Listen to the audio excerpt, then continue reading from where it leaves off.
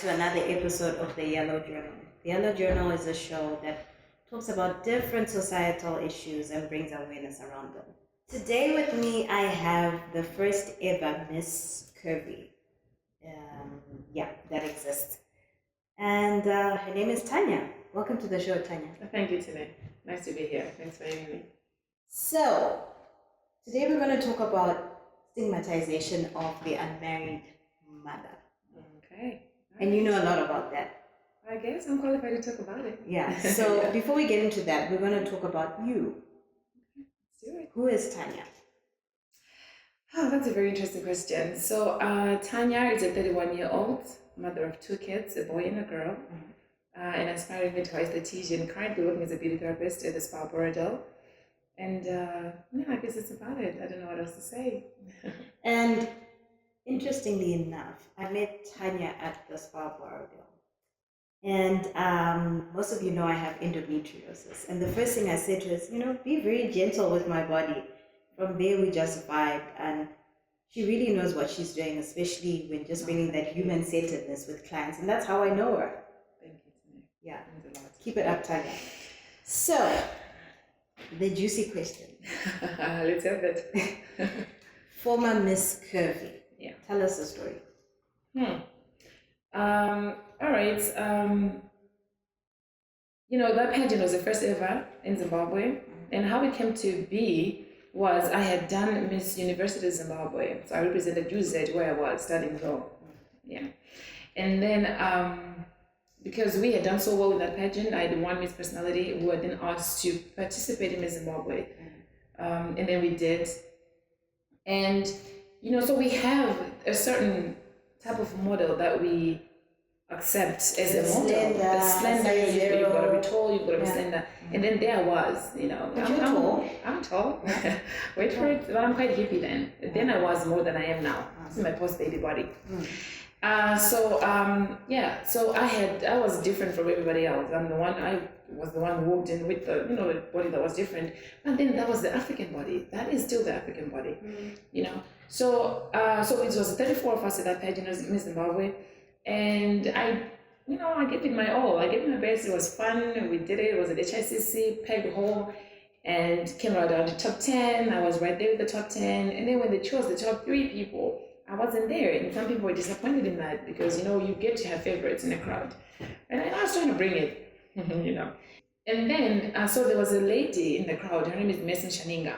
She then said, you know what? We are conforming to what the Western world has said, exactly about models. So why don't we pioneer a pageant that caters for, women too?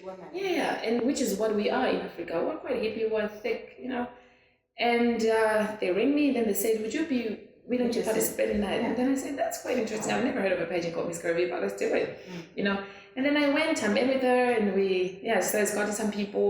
The response was massive. It was massive. People had never seen anything like it. So that added on to the excitement, and we did it. And so there was first Miss Curvy Harare, and I won. You won? Yeah, and then there was Miss Curvy Zimbabwe, and I won. Wow. Yeah, so it was quite something very exciting. Yeah. So talking about models, there's a lot of controversy with being a model. We'll speak about Zimbabwe, but there's been a lot. Yeah. Did you receive any backlash? People talk about you, were you in the papers? Like, what happened? Well, it was because of my bag that I got the lash. Well, I did. It's a very controversial topic. We're in a community that is marred with different opinions. Modeling in Zimbabwe is not as it is outside the country, in as much as you might want to argue the point.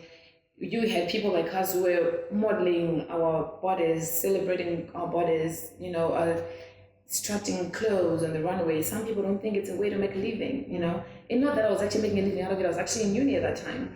But you were then put under this bracket of people that are brainless, that are just...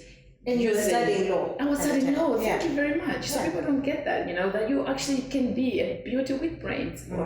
That's blowing my own trumpet, which I never want to do. But anyway, they don't get it, that you can actually have brains and do something just to celebrate who you are as a woman, the clothes, the body that might be put on you. They don't get it. So it's still a controversial topic. Did it affect you in any way? It did. I'm not going to lie about that, because then you have people that think they know you because they see you out there, because you were on TV or on radio, then they feel qualified to talk about your life because they've seen you, or maybe you're not dressing the way they think is appropriate. And then they're just gonna really, even when I dropped out of law school, which I did, they were like, oh no, because she wants to do modeling, whatever. They didn't get it, that I was actually lost trying to find my passion, you know? So the backlash definitely was there. Yeah. Well, I must say, when I met you, you started telling me about your history. I was a bit surprised. Why?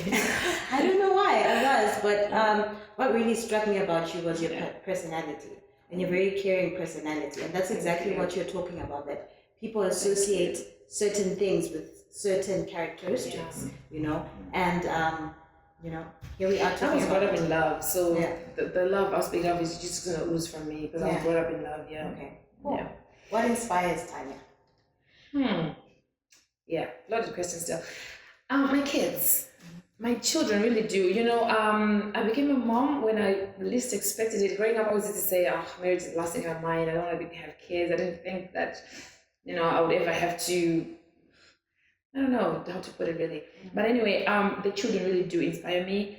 They drive me. They're the inspiration between everything that I do. I didn't grow up with everything. My parents worked so hard. Everything that we had, they had to work hard for. So I just said, you know what? Now that I'm a mom, I need to be the best version of me that I can be, to make sure that these kids have it easy, that they have the things, the luxuries that I didn't have growing up. That, you know, they go to the best schools, they're able to explore, and that they're comfortable. So they drive me. I dream bigger now. You know, it's crazy. Kids really have changed me, and I owe it to Brooklyn and Bryson. That, you know, the person I am today, I really owe it to them. Wow, that's amazing. Don't judge your book by its cover. We'll be back right after these messages.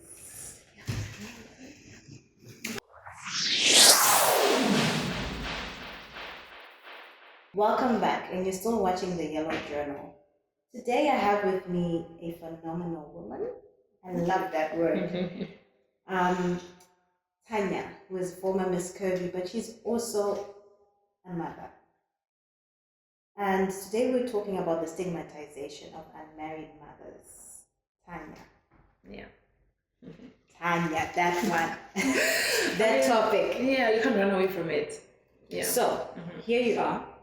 You have the role of being a mother. You're former Miss Curvy. You work. How has it been for you having all these great things happening, but you're not married? I mean, I've got support. I'm not gonna lie, I've got support. In as much as I'm not married, the father of the kids is very present. You know, he supports financially, whatever help we need, he's there. So that takes the load off my shoulders. I've got support at church. I've got a great ministry, Wisdom City Ministries International. So the ladies there, you know, they're amazing. The pastor that we have, Pastor Teresa, she's amazing. I've learned so much from her. So this journey isn't really just about me, you know, taking the trophy and saying, oh, I'm awesome, I'm phenomenal, I do this by myself. That's not true. I also have support from family. His family and my family. We're all coming together to make sure that these children are catered for, that it's easy for me when I need to be at work, because I work really hard hours, like 10 hours a day, and sometimes I need a break from that. And I know I can always call on somebody to, you know, watch the kids or whatever. So, yeah. And the reason why we decided to talk to you about this is because is that term single mother. Yeah. You know, I don't like it very much because it's so vague. You know? What do you think about that? Would you be happy being called a single mother? I've never really thought of it that way, you know, because at the end of the day, it is what it is. You are single in terms, in the sense that you're not married. That person is not living with you in the same house, not wearing a ring. So in that regard, you're single. And then you're a mother, which is what you are, right? Single mother, then people put it together like one. The father's not involved. Yeah, and you've got drama. Yeah. They're always trying to paint us like we're these dramatic, people. Not good for anything type of people. I mean, there's need to redefine that. Really, there's need to redefine that, because as single mothers, you can actually exist as a single entity, getting your things together, moving. Like I work, so it's not like my whole life I'm dreaming up of some drama that I need to cook up and go to this guy. But like, what was that movie with Bow Wow? Bradley or whatever. You should look up. You should look it up. Anyway, it's not about that. So our generation really has got to be the pioneers in changing how people view single mothers. Yes, you might be single in the sense that you're not married, but you can actually. But there are a lot of exist. single people out there, you know. So it's just about being single and you are a mother. And for some people, Tina, it's a matter of choice. There are some people that really dodge the bullet. But the same way it exists, the same way deadbeat dads exist. You're gonna find a deadbeat dad. You're gonna find a single mother. For some, it's a matter of choice. For some, it's circumstances. So before you dub a person a single mother, understand their story, understand where they're coming from.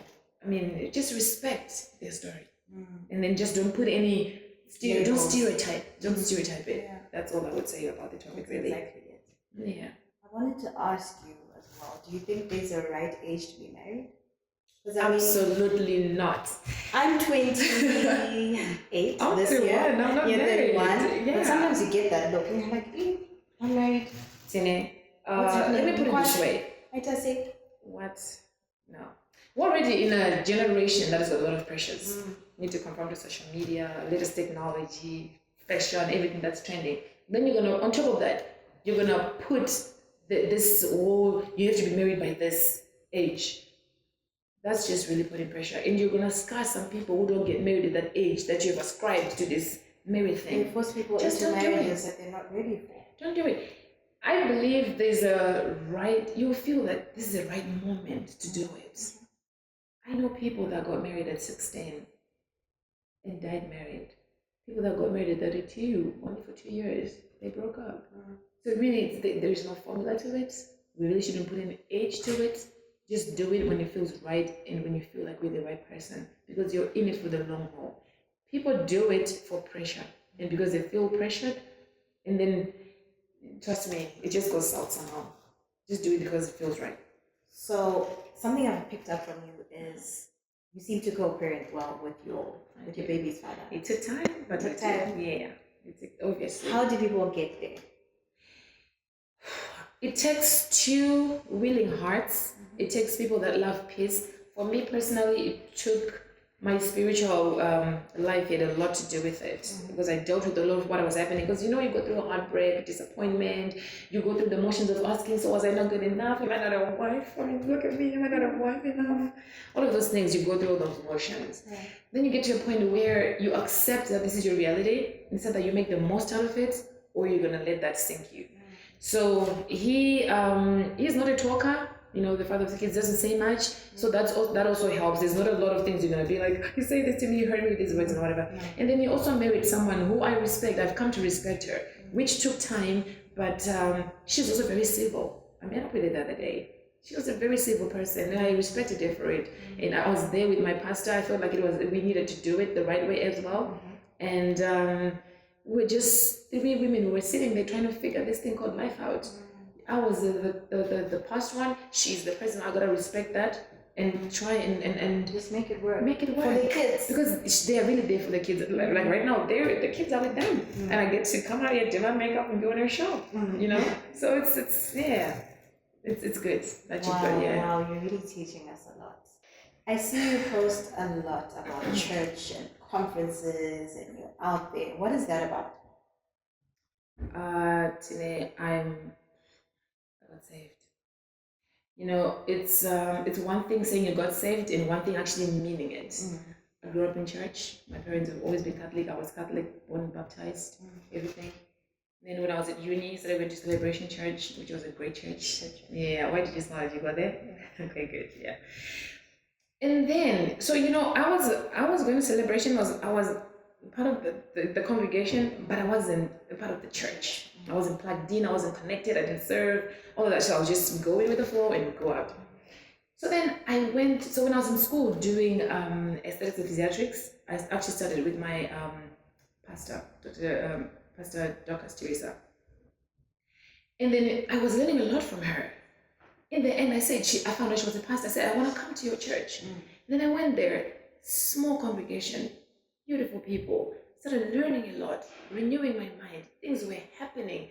Started doing things I never thought I would do in my life. I started tithing, fasting, because back then we used to hunger strike. because you didn't have the right principles of doing it. So you're learning this new spiritual life on a new dimension. So to me, that was deep. It also gave me discipline. I learned just a lot about being the best version of me. So this is where it's coming from. Like, you're just not gonna be ashamed of the gospel. I am happy with the way that I'm living my life right now, and I just wanna just encourage someone that sometimes you might feel lost, even because I was lost at some point in my life. Your life is not going anywhere. There's no direction. You need to steer this ship back in direction, and you gotta have the right people to help you do that. And I'm happy I found my pastors, and I found this place that I now call home. And I can tell you that big things are happening. They're unleashing the best version of me that was hidden there somewhere. You know, the childishness, you're young, you're wild, you're free, you're all of those things. But now you gotta step into this new era of your life. You're now a mother, you're a career woman, you've got dreams, you've got visions, you wanna manifest all of that. Do that the right way. Have the right support people, like structure around you, the right people showing you the way. So that's about it. Wow, you've learned a lot about you. You've learned a lot about just owning your own.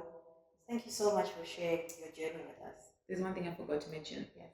When you were talking about the spirituality. Yes. Because like I said, it's not like I didn't grow up, in the spiritual world. I did. But there's a thing called a bar of life, which Dr. Teresa taught us, So you've got your social life, your health, your spiritual life, your job, all of that. There's gotta be a balance. You can't put in too much in this one aspect and neglect the other. Something's gonna give. So you gotta balance that. So it was a self-reflection moment for me to say, you know what, I've got this going on for me, but I'm neglecting this aspect of my life. It needs to be sorted. So that's what I realized I needed to do, and I've been doing that. And I must say, I'm really happy. I'm really happy about it. Bar of life. Bar of life. Wow. Yeah. So thank you so much. So that was it. What is your bar of life like? Have a think about it. That's the end of today's show. From my team and I. See you next time.